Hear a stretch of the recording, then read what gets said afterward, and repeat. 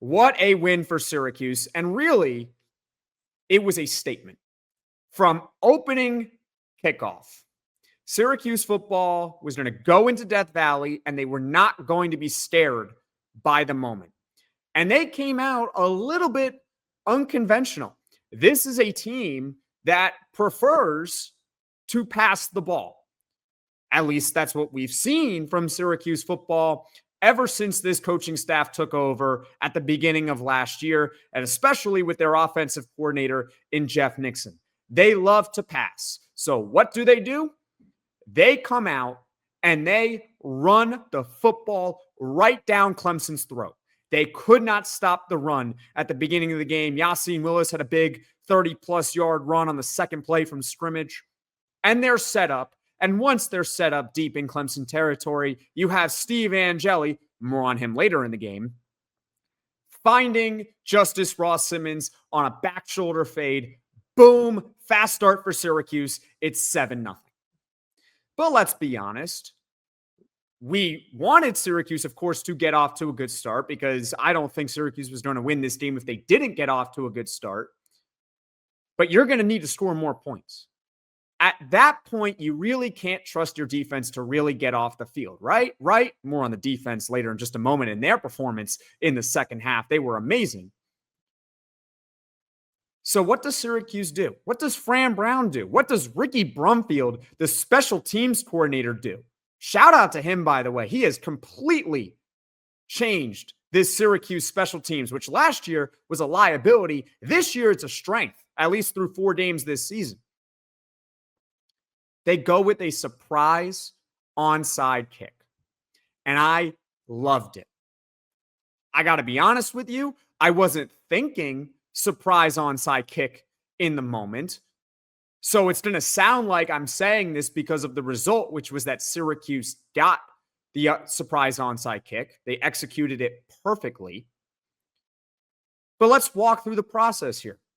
You're up 7-0. You're in Death Valley. You're on the road. Clemson's playing for its season.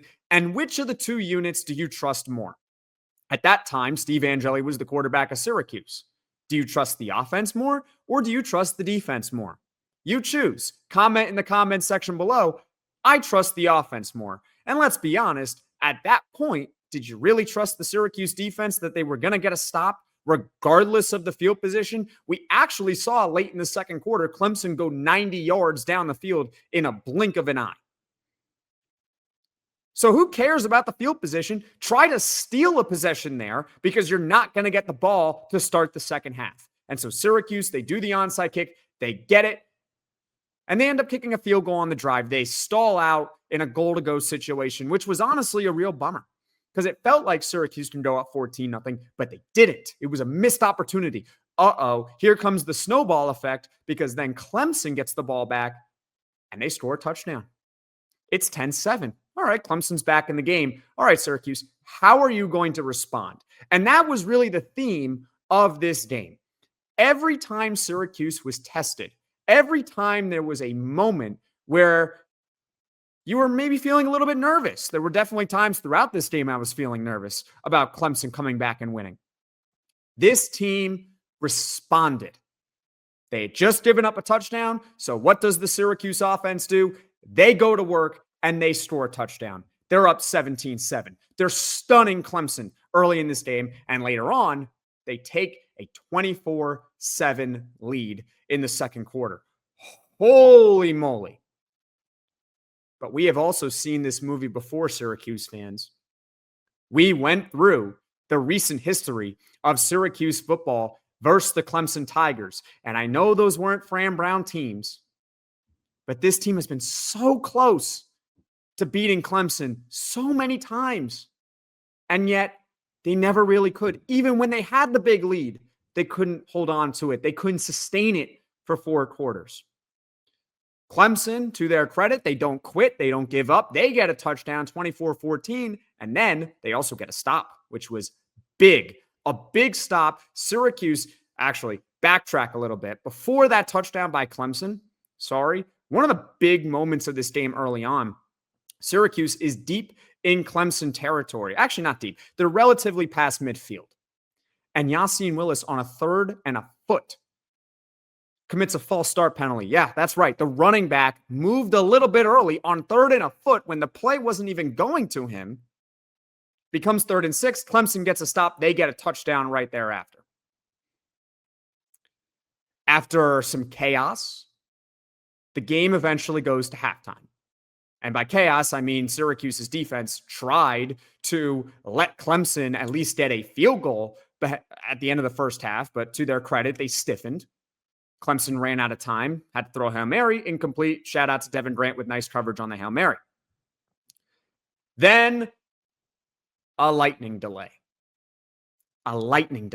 So that's how Syracuse is going to lose the game. That's probably what a lot of Syracuse fans, including myself, are thinking, right? We're almost conditioned against this very team to feel pessimistic. And I apologize. I shouldn't have been pessimistic given the result of this game. But that's just how I'm wired when I have seen this movie before. We have seen it before. It's a lightning delay. Clemson in their first home game of the year against Troy, they also came back after a lightning delay to win that game. And so what does Syracuse do? They start the half on defense, and Brahim Long makes a great play on a 2nd and 7 to knock it out of the receiver's hands. Almost was a fumble. And then Syracuse, to their credit, they force a punt, but they're backed up deep in their own territory. Backed up deep. Steve Angeli, he hits Jonte Cook on a catch and run up the middle of the field. 59 yards. They're now set up. It looks like Syracuse is going to potentially take a 31-14 lead in the second half. But the drive stalls. Syracuse really doesn't move it anymore. And I thought the most underrated moment of this entire game for Syracuse, Trip Woody, his 49-yard field goal, absolutely drilled it to give Syracuse a 27-14 lead in the third quarter. Could you imagine if Trip Woody missed that field goal? How demoralizing it could have been for Syracuse. You just had a stop on defense, which at that point was a minor miracle that they stopped the Clemson offense. They got off the field. They get a 59-yard play to Jonte Cook. 59 yards. And you're not going to get any points off that? And Clemson now is going to take over with good field position. I know I said earlier in the podcast, field position doesn't really matter, but I mean, I'd prefer them to try to drive the ball down the field. So Trip Woody, underrated moment of this game, drilling that 49-yard field goal to give Syracuse a 13-point game lead, And then from then on, this defense was sensational. Stop after stop, 4th down play after 4th down play that they got off the field. A couple of interceptions on Cade Klubnik, Davian Kerr with the one at the very end of the fourth quarter.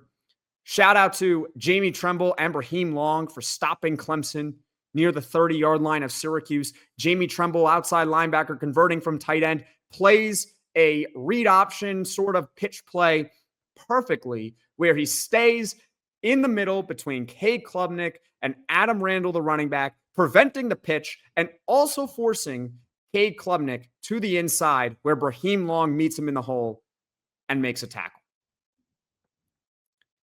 We'll get to it in the next segment when we discuss Steve Angeli, because this win, as great as it is for Syracuse, is a little bit bittersweet. But for now, here in the first 11 minutes of this show, let's just congratulate Syracuse football for beating, I think, is a good football team. I guess they're 1-3 now, so I don't know if they're a good football team. But regardless, it doesn't matter. Just take the win.